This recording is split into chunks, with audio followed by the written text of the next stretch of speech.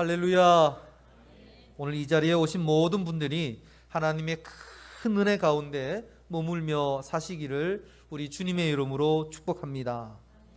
요즘 코로나 때문에 많은 염려가 있습니다. 이런 때에 은혜 중에 은혜가 더 필요하다, 이런 생각이 듭니다.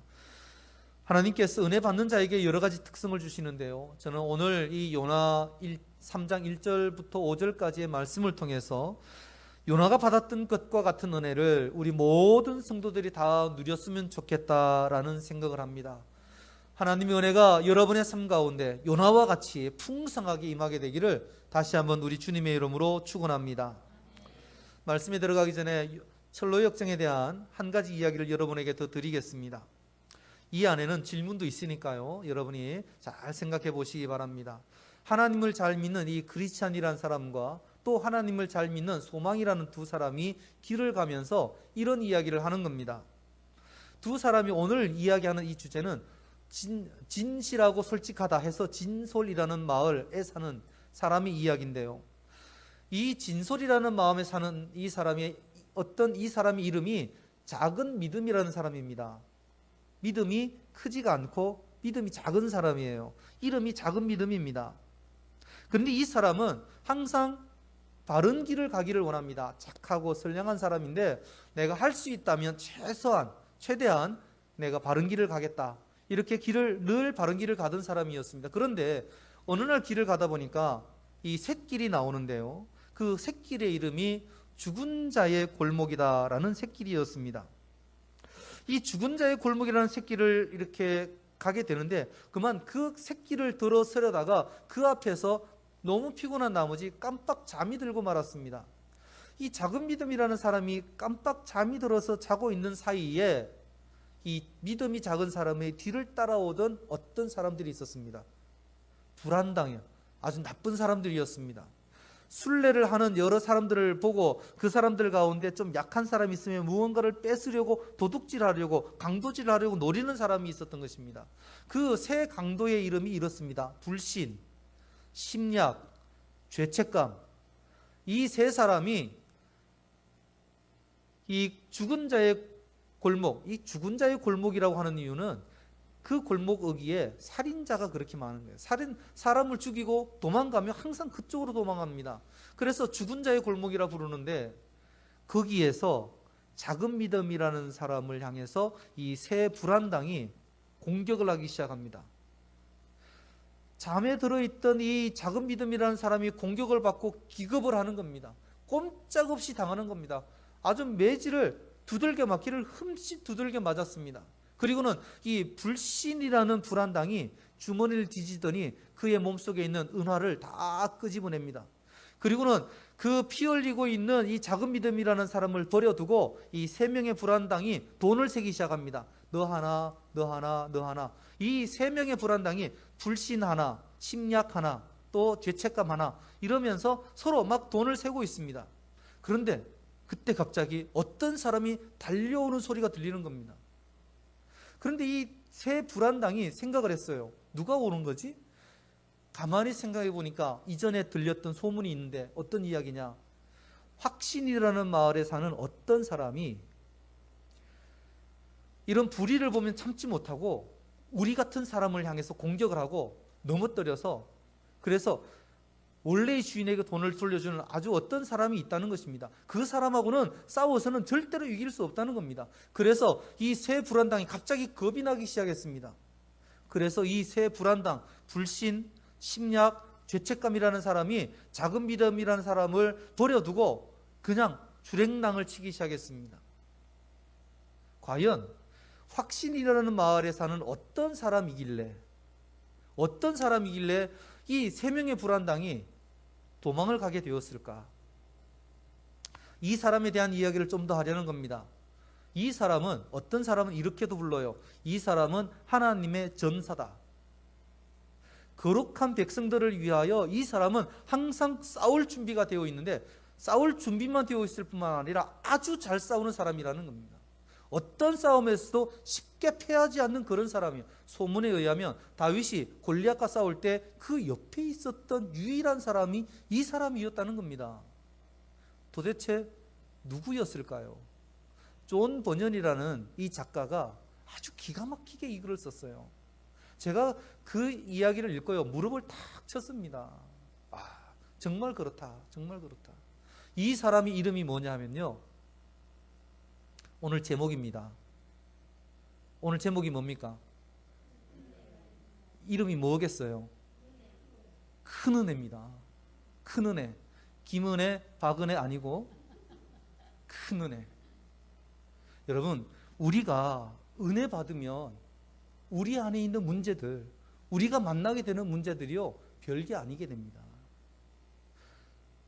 우리가 살아가면서 많은 생의 위기를 겪게 되지만 때로는 우리의 마음에 막 불신이 찾아오고 막 마음을 약하게 하는 것들이 찾아오고 우리를 죄책감으로 사로잡아서 막 넘어지게 하는 일들이 찾아오게 되겠지만, 여러분, 은혜 받으면, 내게 큰 은혜가 임했다라는 확신이 들면 여러분, 생각이 바뀌고 살아가는 방식이 바뀌어지게 되어 있습니다.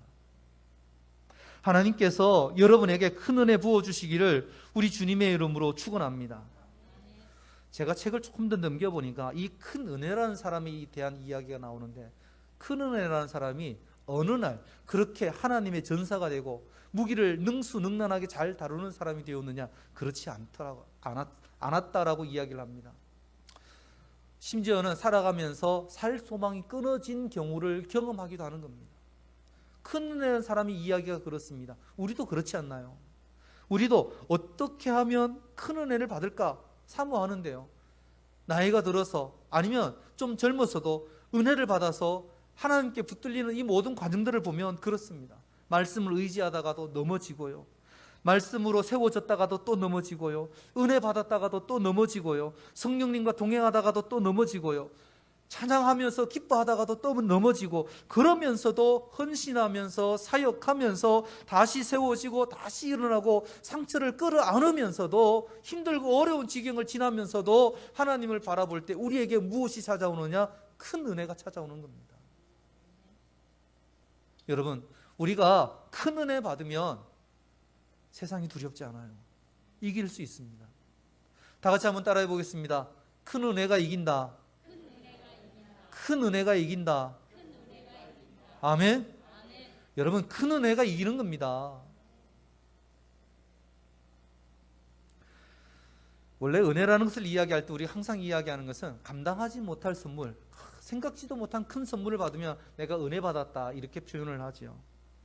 제가 은혜에 대한 설교를 쭉 이제 여러 목사님들의 설교를 듣고 이 말씀을 또 준비했는데요, 유기성 목사님의 설교가 아주 예화가 좋은 게 있어서 여러분과 함께 나누려고 합니다. 어느 교회에 이 유 목사님이 부흥회를 갔는데 그 교회 목사님이 자기 어린 시절 이야기를 하더라는 겁니다. 그 목사님이 어린 시절에 아주 개구졌는데 그때 한 7명째의 아주 개구장이 친구들이 같이 신앙생활을 했대요. 그런데 그 목사님이 신앙생활을 했는데 아주 오래전이라 교회에 톱밥 난로가 있었다고 그래요. 서울중앙교회도 있었는지 모르겠어요. 시골에 있었거든요. 저도 어릴 때 시골에 이 톱밥 난로가 있었어요. 있었어요? 그러면 톱밥을 이렇게 붓고 밑에다 불씨 이렇게 하면은 이게 오랫동안 아주 은근하게 이게 오랫동안 따뜻해요. 그 연통에 이렇게 만져보면 뜨끈뜨끈뜨끈하니까 참 좋았었어요. 근데 아이들이 밖에 추우니까 교회에 와서 톱밥 난로를 이렇게 하고 놀았는데 어떤 아이가 그 톱밥에다가 불을 붙인 겁니다. 그러니까 어떻게 되겠어요? 불이 서서히 나면서 연기가 이제 막 피어오르는데 이제 물을 떠러 가야 되는데 물이 멀리 있으니까 이 7명의 아이들이 그 톱밥 앞에 서서 바지를 내린 겁니다. 바지를 내리고 거기에다가 오줌을 누기 시작한 거죠. 그래서 다행히 그 아이들이 오줌을 넣어서 불은 꺼졌어요. 그 다음에 뭐가 문제입니까?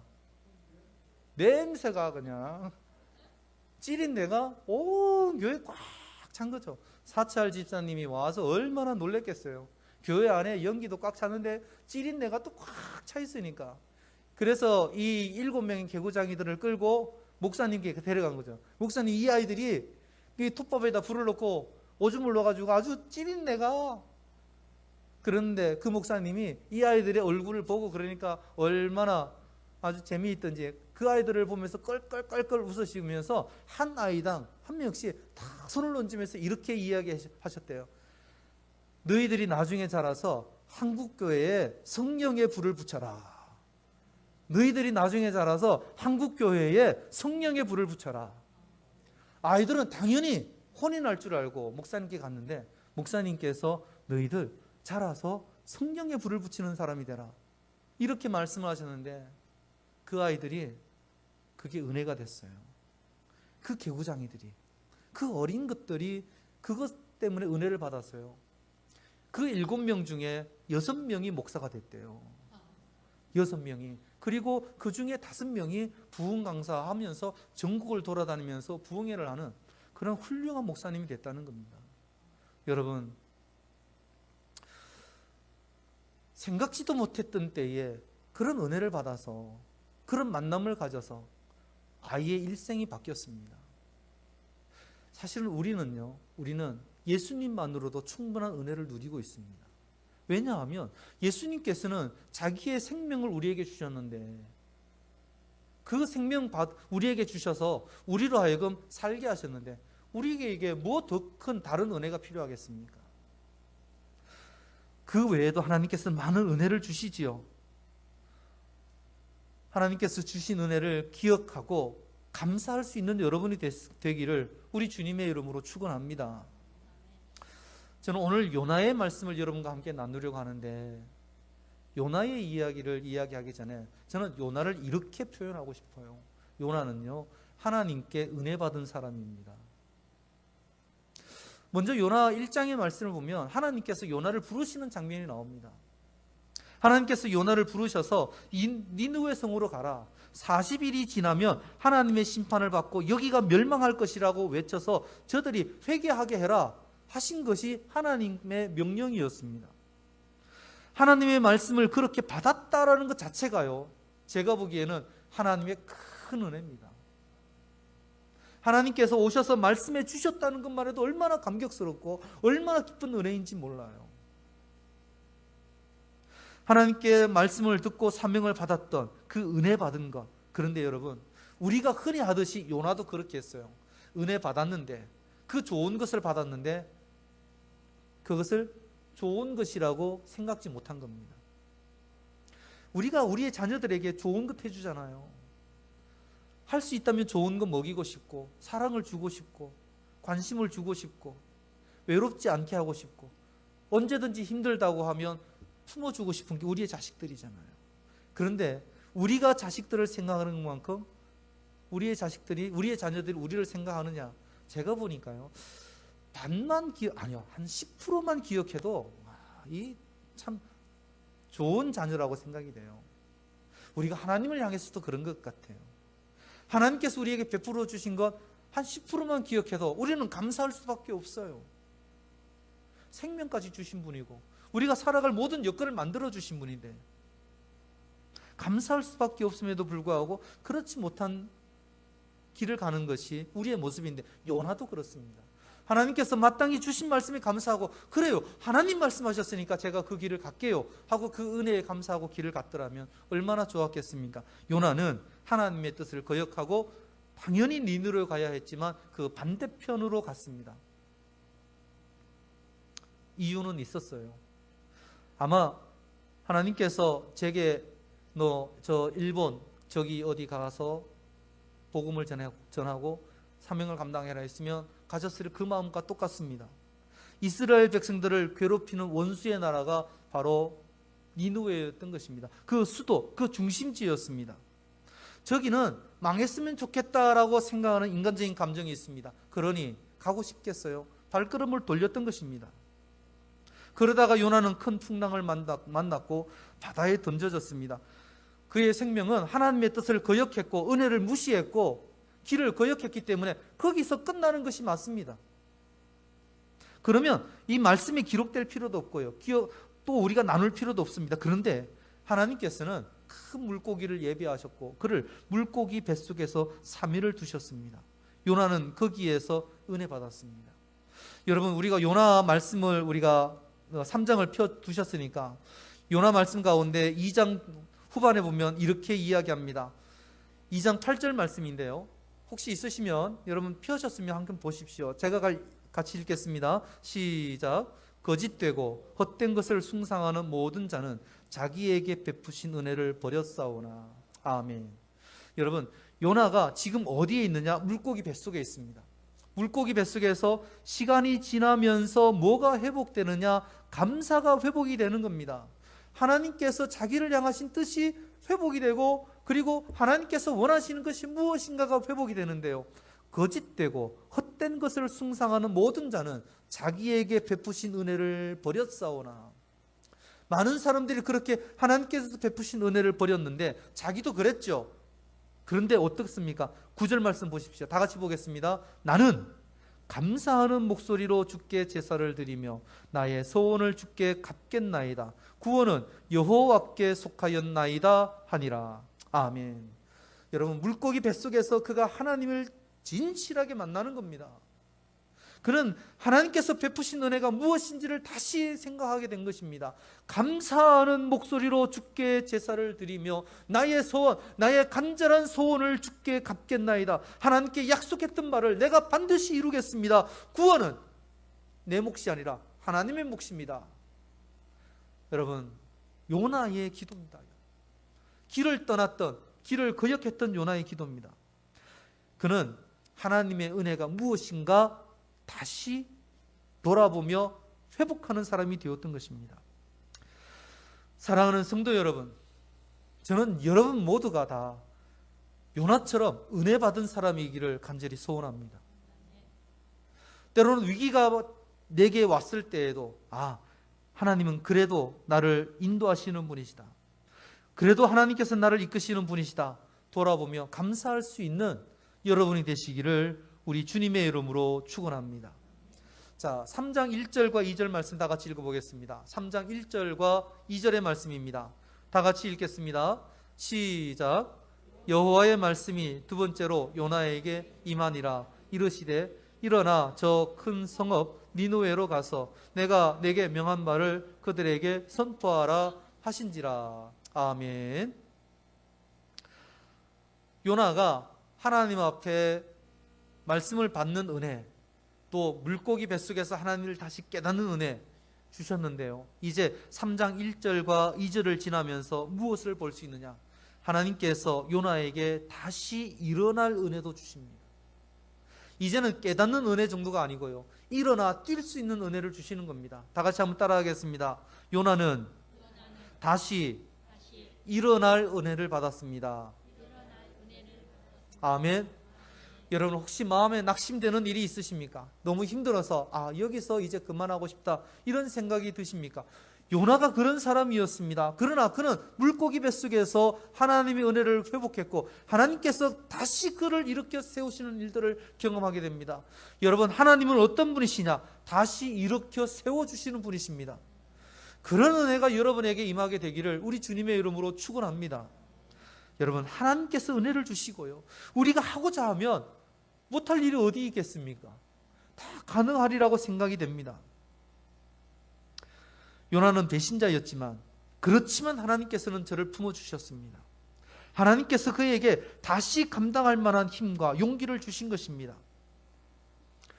우리도 죄 가운데 머무는 때가 얼마나 많습니까? 그러나 하나님께서는 우리가 회개할 때 언제든지 우리를 향하여 오시며 우리를 주의 사랑으로 품어주시는 것입니다. 하나님을 거역하고 떠났던 니느웨는, 요나는 결국 하나님으로부터 다시 말씀을 받았습니다. 네가 가라, 일어나서 저 큰 섬 니느웨로 가서 내가 내게 명한 바를 그들에게 선포하라. 하나님께서 그에게 명령하신 것을 들었습니다. 요나는 생각했을 것입니다. 하나님, 저는 하나님을 거역했던 사람인데요, 나는 하나님을 버리고 떠났던 사람인데 하나님, 여전히 내가 필요하십니까? 가만히 돌이켜보면요, 하나님을 버리고 떠났을 때 하나님께서 요나를 그냥 버려두시지 않았습니다. 저 배 밑에서 잠들고 있으면 누가 나를 알겠느냐? 내가 여기서 잠들고 있다가 다시스에 도착을 하면 거기에서 내가 좀 더 좋은 여건에서 내가 복음도 전하고 하나님께서 원하시는 일들 감당하면 되지 않겠나? 아무도 모를 텐데. 그러나 하나님은 그 배 밑바닥에서 자고 있는 요나를 끌어올리시고요, 그리고는 많은 사람들 앞에서 자기의 허물이 무엇인가를 드러내게 하시고, 그리고는 그를 깊은 바다에 던지게 하셨습니다. 하나님께서는 요나를 어떻게든지 이렇게 세우시려고 이 엄청난 과정을 거치신 겁니다. 이렇게 생각할 수 있죠.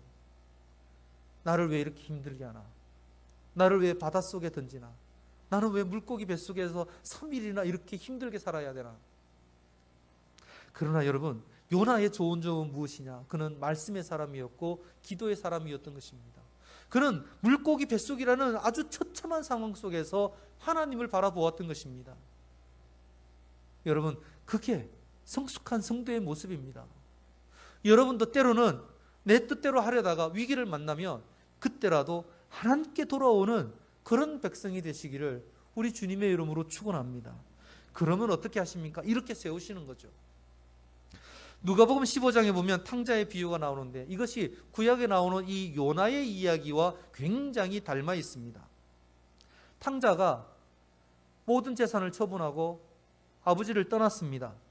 요나도 주인 되시는 하나님께서 명령하셨음에도 불구하고 반대 방향으로 떠나버리고 말았습니다. 탕자는 돼지 먹이를 먹으면서 겨우 연명하는 처지로 나락으로 떨어지고 말았습니다. 요나도 마찬가지입니다. 배 밑바닥에서 자고 있다가 결국 바다에 던져졌고 고기 뱃속 그 비린내 나고 썩은 내가 가득한 그곳에 가고 말았습니다. 탕자는 결국에는 아버지를 찾아올 수밖에 없었습니다. 요나도 결국 하나님께 엎드려 하나님 앞에 용서를 구하고 그리고 그 모든 것이 변화되어 하나님 그래도 감사합니다 하는 사람으로 다시 세워졌습니다.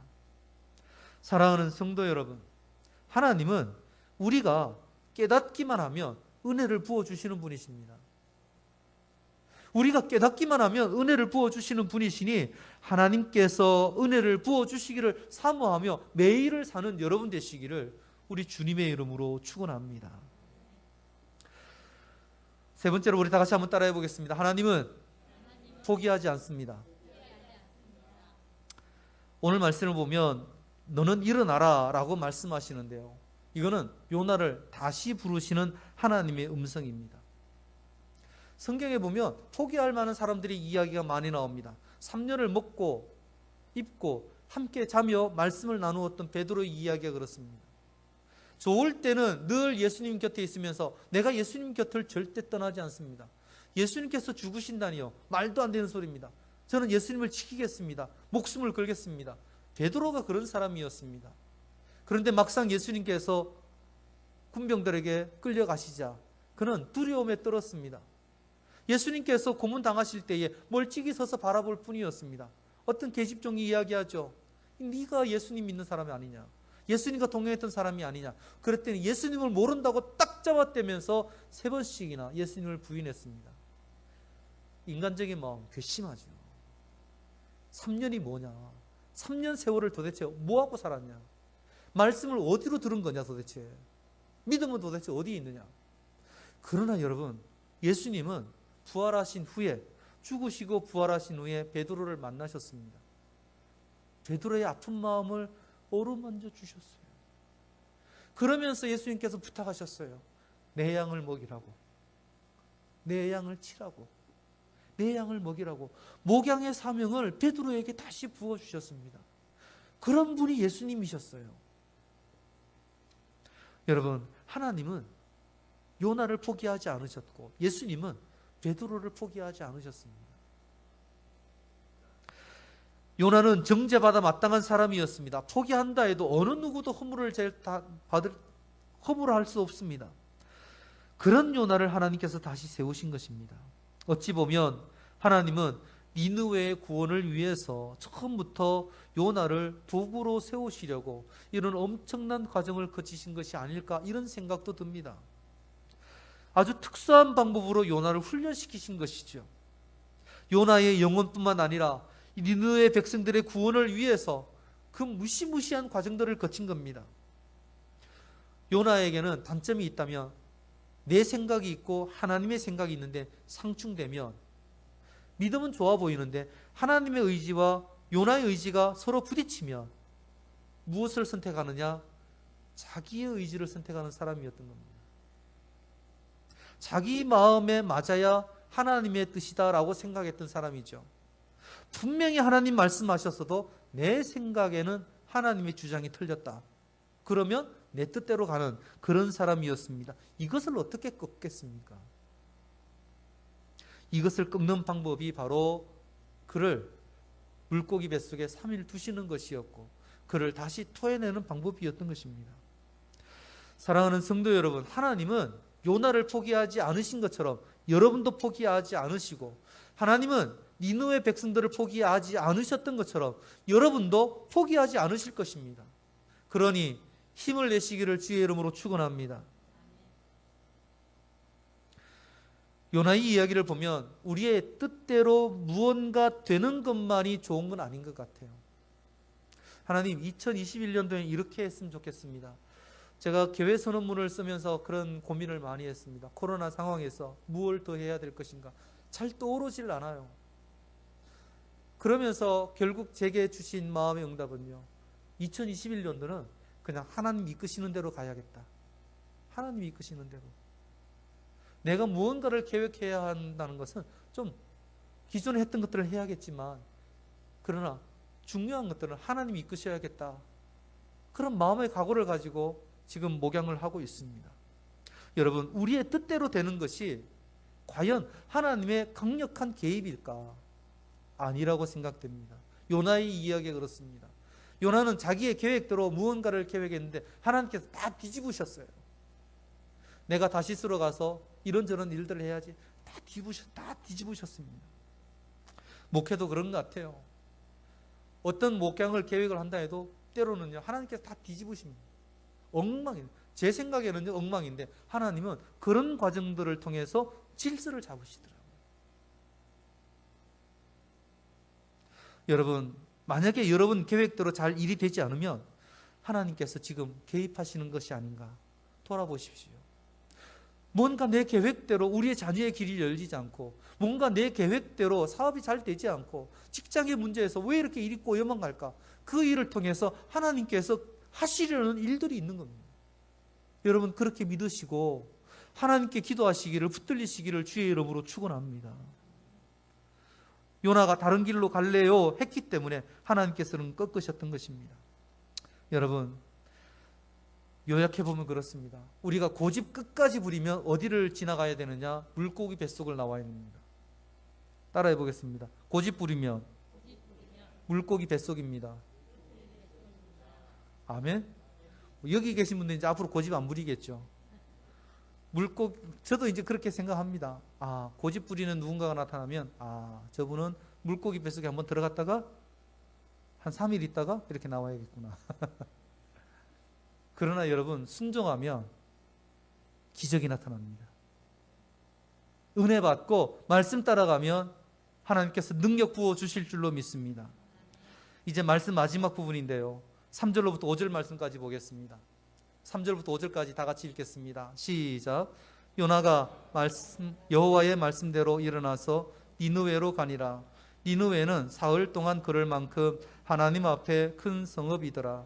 요나가 그 성읍에 들어가서 하루 동안 다니며 외쳐 이르되 40일이 지나면 니느웨가 무너지리라 하였더니, 니느웨 사람들이 하나님을 믿고 금식을 선포하고 높고 낮은 자를 막론하고 굵은 베옷을 입은지라. 아멘.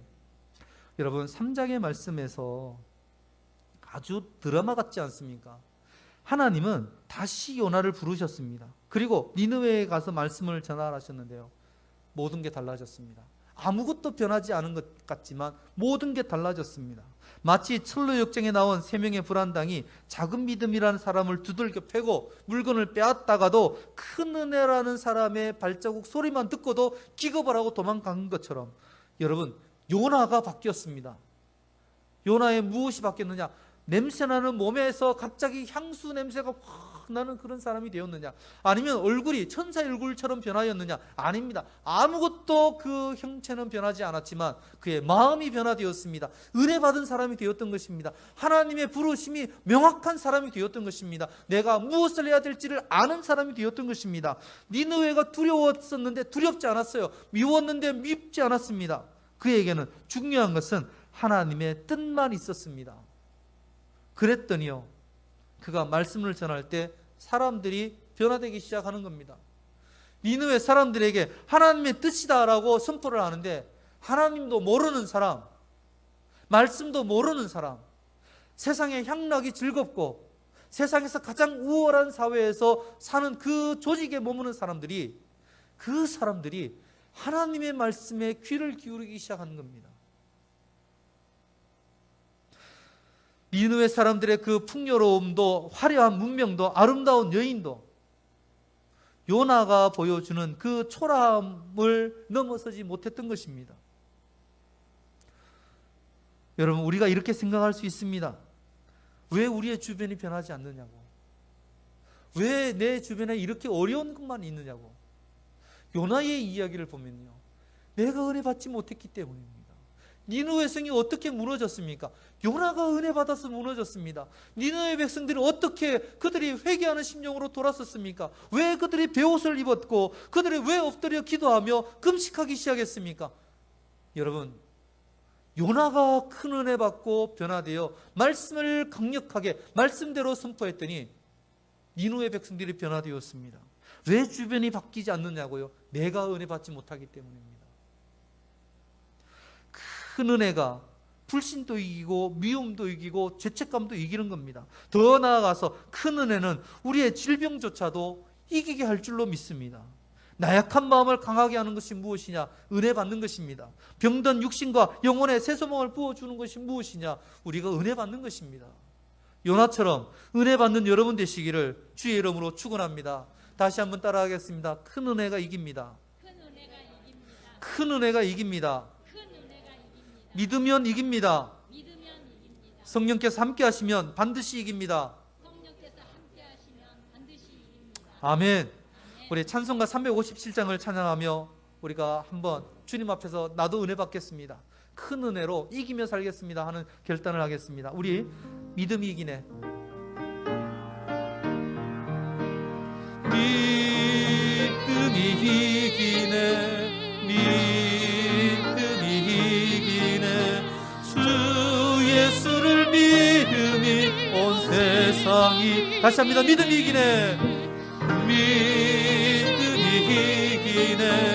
믿음이 이기네. 주 예수를 믿음이 온 세상. 능력이 이깁니다. 능력이 이기네. 능력이 이기네. 주 예수를 믿음이 온 세상이. 은혜가 이깁니다. 은혜가 이기네. 은혜가 이기네. 주 예수를 믿음이 온 세상이. 성령이 이기네. 성령이 이기네. 성령이 이기네. 주 예수를 믿음이 온 세. 우리 1절만 하겠습니다. 주 믿는 사람. 주 믿는 사람 일어나 다 힘을 합하여 이 세상 모든 마귀를 다쳐서 멸하세. 저 앞에 오는 적군을 다 싸워 이겨라. 주 예수 믿는 힘으로 온 세상 이기. 믿음이 이기네. 믿음이 이기네. 믿음이 이기네. 주 예수를 믿음이 온 세상이. 성령이 이기네. 성령이 이기네. 성령이 이기네. 주 예수를 믿음이 온 세. 은혜가 이기네. 은혜가 이기네. 은혜가 이기네. 주 예수를 믿음이 온 세. 마지막입니다. 믿음이 이기네. 믿음이 이기네. 믿음이 이기네. 주 예수를 믿음이 온 세상 이기네. 아멘.